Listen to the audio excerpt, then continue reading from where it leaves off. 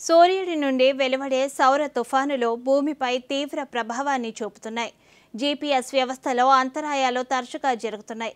మరి వీటిని ముందుగానే పసిగట్టి భూమిని రక్షించుకునే సాంకేతికత అందుబాటులోకి వచ్చిందనే విశేషాలను ఈ కథనంలో చూద్దాం. సూర్యుడు పగపగలాడే ఒక అగ్నిగోళం. దాని నుండి వెలువడే సౌర తుఫానులు భూమి యొక్క అయస్కాంత క్షేత్రాన్ని తాకి ఉపగ్రహాలు, జీపీఎస్, కమ్యూనికేషన్ వ్యవస్థలను దెబ్బతీస్తాయి. కొన్నిసార్లు విద్యుత్ గ్రిడ్లనే పూర్తిగా నిలిపివేస్తాయి. 1989లో క్యూబెక్ నగరంలో జరిగిన బ్లాక్అవుట్ దీనికి ఉదాహరణ. ఇప్పుడు నాసా, ఐబీఎం సంయుక్తంగా సూర్యాట్ అనే సరికొత్త సాంకేతికతను ఆవిష్కరించాయి. ప్రపంచంలోనే మొదటి digital twin of the sun ఇది.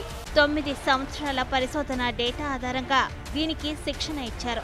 దీనివల్ల సౌర తుఫానులు ఎక్కడ సంభవిస్తాయో 2 గంటల ముందుగానే 16% ఖచ్చితత్వంతో అంచనా వేయగలదు. దీన్ని భూమి యొక్క ముందస్తు హెచ్చరిక వ్యవస్థగా చెప్పవచ్చు. సౌర తుఫానుల వలన లక్షల కోట్ల రూపాయల నష్టం జరగవచ్చు.